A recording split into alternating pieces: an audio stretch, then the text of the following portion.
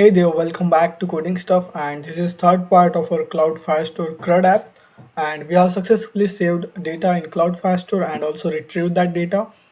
But in this video we'll be updating the existing data, and in the next video we'll see how we can delete them by swiping functionality. Okay, so for that we'll jump to myAdapter class, and I'll also open activity main XML. Okay, so we want to pass some existing data from this adapter to activity main or main activity, and we'll set that existing data to our title and description edit fields. So for that purpose I will create one method here. So that will be public void, and let's name it as update data, and this will take one parameter that will be position. So int position, because we'll be invoking this method in the touch helper class. Okay, so first of all we'll create one model. So model item, and this will come from mlist.get. We'll pass position here. So we have to pass some data, so we'll use bundle. So bundle equals to new bundle, and then bundle dot put string. The key will be uid, and data will be item dot get id, and then bundle dot put string. This will be uTitle, item dot get title, and then bundle dot put string uDesk, item dot get desk. And now we have to create one intent, because we want to start the main activity as soon as user swipe the existing data or existing item. So intent equals to new intent. So first parameter will be class, context. So we'll pass activity here, and then main activity dot class, and we have to pass some data with intent. So intent dot put extras, and we'll pass here bundle, then semicolon, then the context dot start activity, and we'll pass intent. So this method will pass data to main activity. So we have to receive that data. So we'll open main activity, and first of all we'll create some variables. So private string uTitle, uDesk, and uid. Cool. So in onCreate method, just before this msave button, or here. Okay, so after this db equals to firebase firestore dot get instance, we'll create one bundle. So bundle, let's name it as bundle equals to get intent dot get extras. So we'll be collecting that data, and we'll check if this bundle is not equals to null, then we'll set all the values, and also we'll add else condition to this. Okay, so first of all we'll just change the msave button text. So this will be update, and in else condition we'll just save, we'll set the text to msave button, that will be save. Cool. And also we'll collect that id and title. So first will be uTitle equals to this bundle dot get string, and key was uTitle. Cool.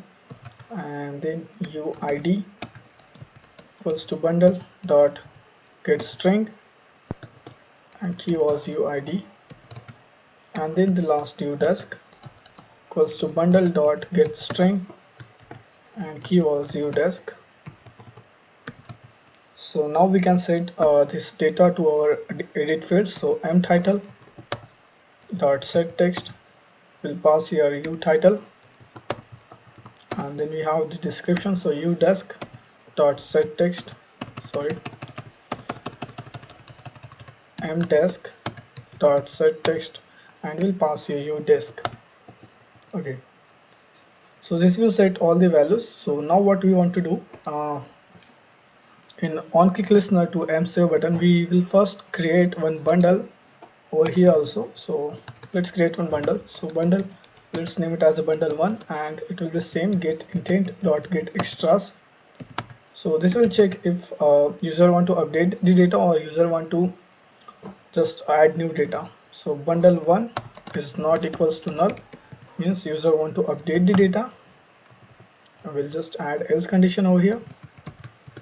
Else, we'll just copy these two lines from here and we'll paste it in else part. Okay, we'll create one string id and we'll just make it equals to uid, and then we'll just call this method update to Firestore and we'll pass the same data, so id, title and the description.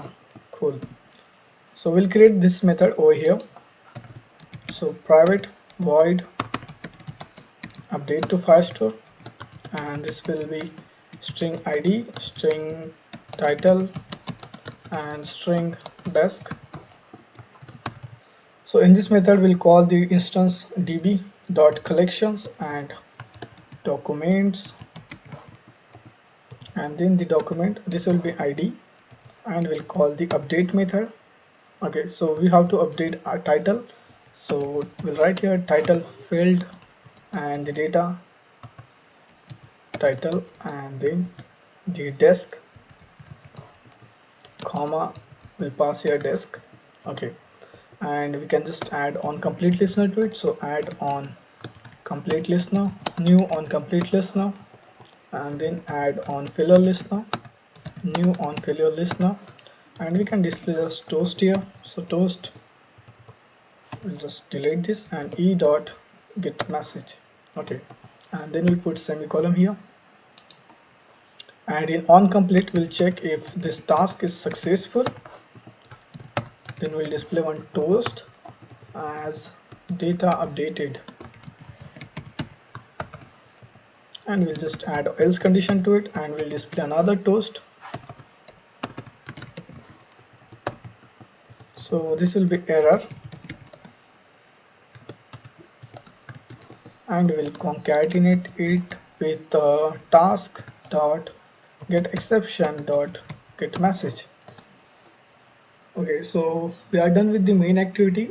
We have successfully passed the existing data from our adapter class and we have received that and we have set it. Okay, so last thing we have to do, we'll create one class. Okay, we have to invoke this method, so we'll create another class and we'll name it as a touch helper, and this class will extends to item touch helper dot simple callback, and we'll press alt enter here to implement some methods, and also we have to create a matching constructor. So just I will delete these comments and we'll create one adapter instance, so private my adapter, and we'll name it as adapter. So instead of passing this drag direction and swipe direction, we'll pass my adapter,